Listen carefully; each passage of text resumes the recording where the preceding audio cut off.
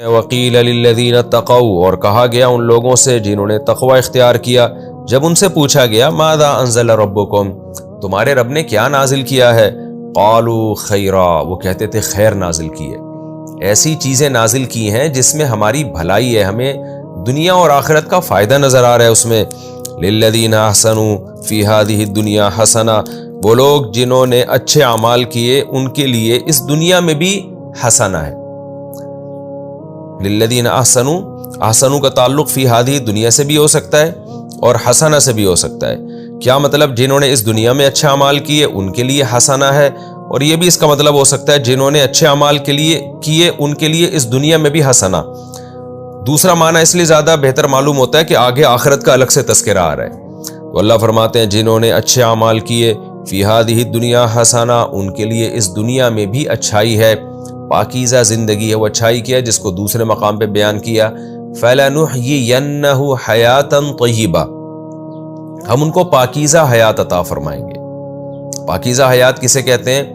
دیکھیں اسلام میں حلال کھانے کا حکم ہے، حرام سے بچنے کا حکم ہے، آپ کی خوراک پاک ہو جائے گی، آپ کا لباس پاک ہو جائے گا، آپ کا لائف اسٹائل اچھا ہو جائے گا، خاندانی نظام آپ کا مربوط ہوگا، آپ بڑوں کے حقوق جانتے ہوگے، چھوٹوں پہ شفقت جانتے ہوگے، آپ سود سے بچو گے اور آپ تو شرک سے بچو گے، تو یہ جتنی اچھائیاں ہیں ان پر چلنے کا اسلام حکم دیتا ہے، تو اس سے انسان کو خود بخود ایک طہارت اور پاکیزگی کا احساس شروع ہو جاتا ہے۔ یہی وجہ ہے کہ جو لوگ نیک اعمال کرتے ہیں پھر ان کو کفر کی زندگی سے نفرت ہو جاتی ہے، بالکل ایسے جیسے جو آدمی روزانہ نہاتا ہو، صاف ستھرے کپڑے پہنتا ہو، اسے بدبو سے کس قدر نفرت ہو جائے گی، تو یہی حال ہے اہل اسلام اور اہل تقوی کا، جو شریعت کو صحیح طرح سے فالو کرتے ہیں۔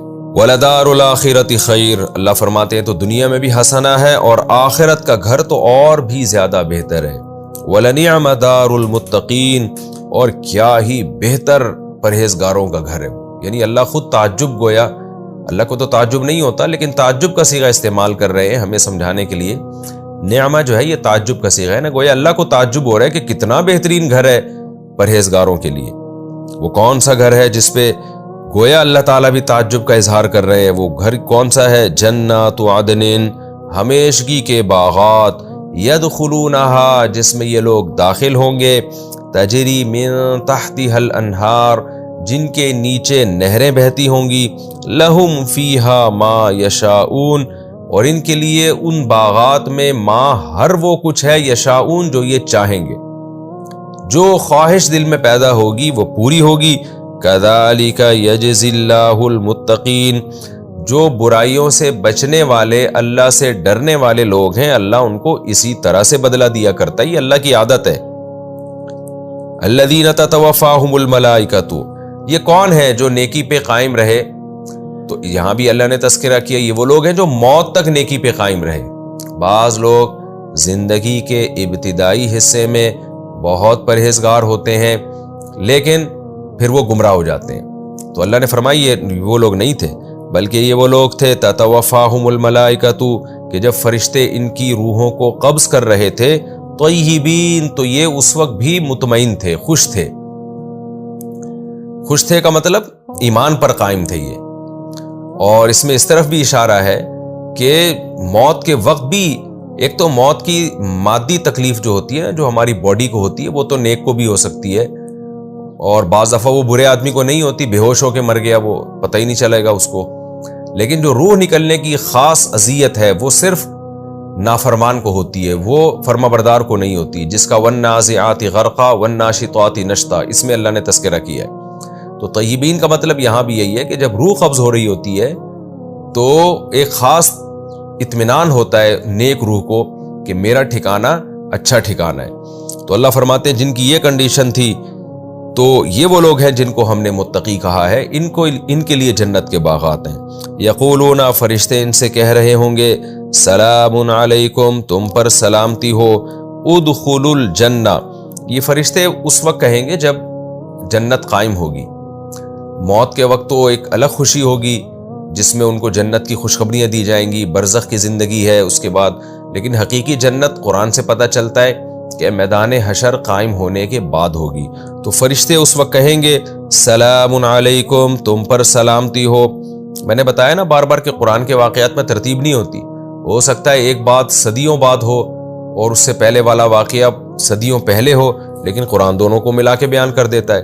اب جب روح نکلنے کا منظر تھا وہ تو اس وقت تھا جب وہ مر رہے تھے، اور جو ہے ادخلوا الجنہ، جنت میں داخل ہو جاؤ، یہ کئی سالوں ہزاروں سال کے بعد بھی ہو سکتا ہے، یہ جب میدان حشر قائم ہوگا۔ اور یہ بھی ممکن ہے کہ یہاں جنت سے مراد جو برزخ میں جو جنت کی کھڑکیاں کھول دی جاتی ہیں قبر میں، ہو سکتا ہے وہ بھی مراد ہو۔ اس کا بھی قرآن سے ثبوت ملتا ہے سورہ یاسین سے، کہ سورہ یاسین میں آتا ہے کہ ایک